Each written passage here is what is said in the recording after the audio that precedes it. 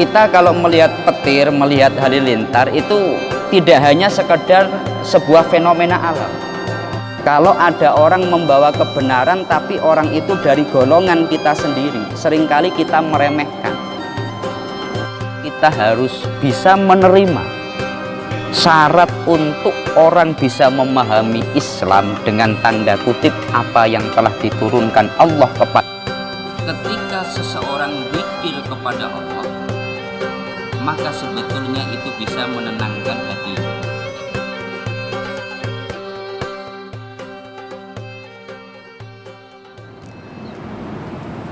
Assalamualaikum warahmatullahi wabarakatuh. Alhamdulillah wa syukrulillah wa binikmatillah, la hawla wa la quwata illa billah. Rabbi shrahli sadri wa yassirli amri wahlul 'uqdatam min lisani yafqahu qawli. Kepada yang kami muliakan segenap jamaah Masjid Agung Batam yang dirahmati Allah Subhanahu wa ta'ala, seperti biasa setelah melaksanakan sholat duhur, marilah sejenak kita mengikuti kajian tafsir Imam Asy-Syafi'i selama kurang lebih 7 menit ke depan. Marilah kita bersama-sama niat thalabul ilmi dan niat iktikaf di masjid ini agar duduk kita bersama oleh Allah dicatat sebagai ibadah. Adapun pembahasan kita kali ini sampai pada ayat keempat di dalam surat Ibrahim. Allah berfirman, Bismillahirrahmanirrahim. Wa ma arsalna mir rasulin illa bilisani qaumihi liyubayyina lahum fayudillullahu man yasha'u wa yahdi man yasha' wa huwal azizul hakim, yang artinya kami tidak mengutus seorang rasul pun melainkan dengan bahasa kaumnya, supaya dia dapat memberi penjelasan dengan terang kepada mereka, sehingga Allah menyesatkan siapa yang dia kehendaki dan memberi petunjuk kepada siapa yang dia kehendaki. Dia Allah Rabb yang maha kuasa lagi maha bijaksana. Di dalam kitab Ar-Risalah, Imam Asy-Syafi'i beliau menyampaikan, jika ada seorang yang bertanya apa dalil yang menunjukkan bahwa Al-Quran hanya diturunkan dalam bahasa Arab dan bukan dalam bahasa yang lain, maka pertanyaan itu dijawab dengan dalil yang sangat jelas, sebagaimana di dalam surat Ibrahim Allah berfirman, wa ma arsalna mir rasulin illa bilisani qaumi. Jadi ayat ini menunjukkan bahwa seorang rasul pasti diutus dengan menggunakan bahasa kaumnya, tidak akan memakai bahasa yang lain. Kalau di dalam tafsir Jalalain, makna daripada liyubayyina lahum itu liyufhimahum ma utiya bihi.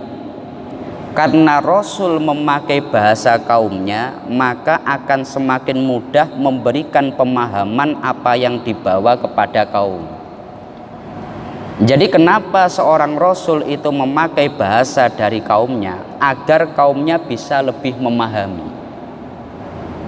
Itu memang menjadi sifat seorang Rasul, itu pasti dari golongan kaum itu sendiri, bukan dari satu bagian luar atau dari golongan luar. Kalau di dalam ayat yang lain Allah berfirman, laqad ja'akum rasulun min anfusikum, sungguh telah datang kepada kalian seorang rasul dari golongan kalian sendiri. Nabi Muhammad orang Mekah, maka beliau diutus kepada masyarakat Mekah pada masa itu. Bani Israel, nabinya ya dari Bani Israel, dan seterusnya dan seterusnya. Hanya saja kalau kita lihat sejarah itu ada yang paradok. Sebagaimana sejarah ketika Rasulullah pertama kali mendapat wahyu itu sudah diberitahu oleh Waraqah bin Naufal. Jadi ketika Rasulullah pertama kali mendapatkan wahyu, Iqra bismi rabbikal ladzi khalaq, khalaqal insana min alaq, Iqra wa rabbukal akram, alladzi 'allama bil qalam, 'allamal insana ma lam ya'lam. Nabi belum tahu bahwa dia sekarang menjadi seorang rasul karena Jibril hanya datang kemudian menyampaikan wahyu itu. Nabi belum tahu apa yang akan terjadi ke depan. Karena Nabi belum tahu, Nabi kebingungan, oleh istri beliau Khadijah, Nabi diajak kepada Waraqah, orang Nasrani yang tinggal di Mekah yang paling paham tentang masalah tentang para nabi, tentang kitab-kitab samawi. Pada saat itu Waraqah langsung mengatakan, apa yang datang kepadamu itu adalah apa yang juga datang kepada Nabi Musa. Kemudian Waraqah mengatakan, ya laitani fiha jada'an akunu hayyan khina yukhrijaka qaumuk. Seandainya saja nanti aku masih hidup saat kamu diusir oleh kaummu sendiri.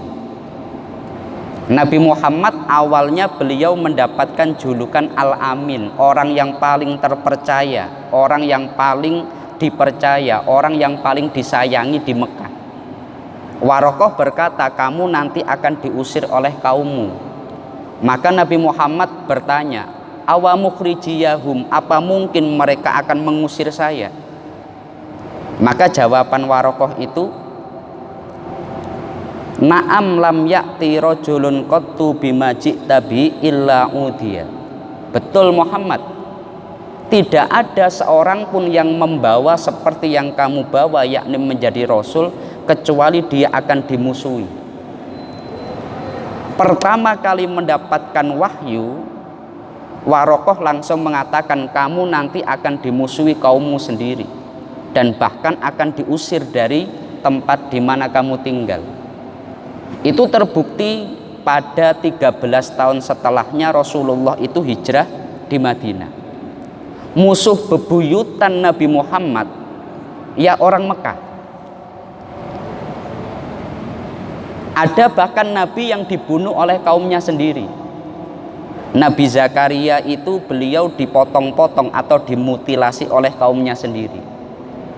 Nabi Yahya itu dibunuh oleh kaumnya sendiri. Nabi Isa yang dalam sejarah beliau sampai dikejar-kejar, beliau bahkan sebelum diangkat ditolong itu mau dibunuh oleh orang Bani Israel. Nabi Nuh dakwah 950 tahun semakin dimusuhi oleh kaumnya sendiri. Nah, ini terjadi paradok. Sebetulnya seorang nabi diutus dari kaum itu sendiri, tapi yang terjadi seringkali kaum itu malah memusuhi nabi itu.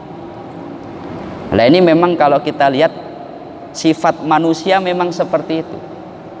Kalau ada orang membawa kebenaran tapi orang itu dari golongan kita sendiri, seringkali kita meremehkan.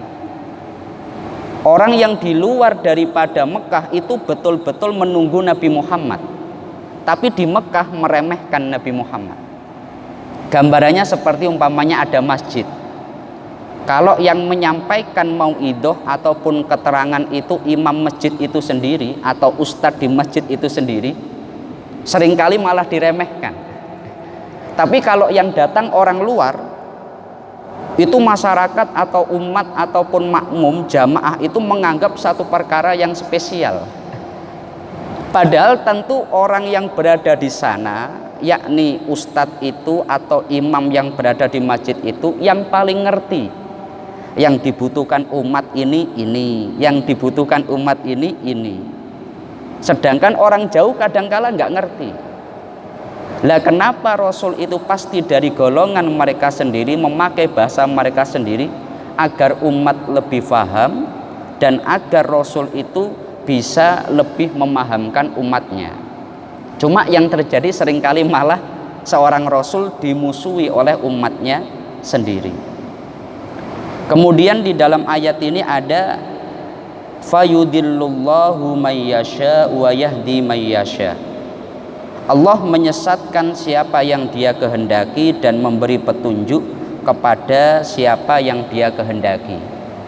Maksudnya ini kalau di dalam banyak kitab tafsir, karena kita akidah Ahlus Sunnah wal Jamaah, bukan berarti kemudian orang itu oleh Allah dijadikan kafir kemudian dijadikan iman, tidak.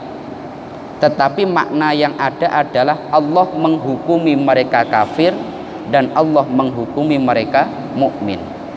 Allah sudah memberikan petunjuk kepada siapapun yang tidak menerima petunjuk itu dihukumi kafir. Bukan berarti kamu jadi orang sesat, kamu dari awal langsung ditetapkan seperti itu, tidak. Itu kalau dalam penjelasan Tafsir Munir menukil daripada tafsir Imam Ar-Razi.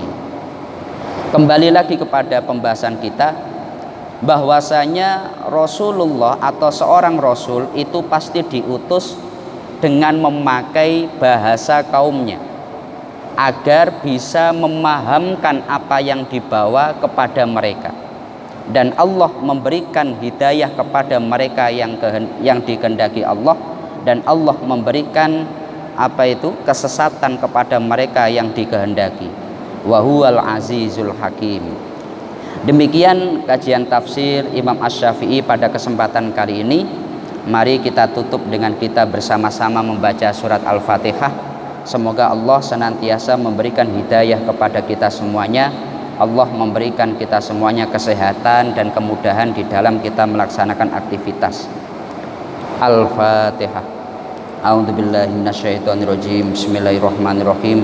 Alhamdulillahirabbil alamin arrahmanirrahim maliki yaumiddin.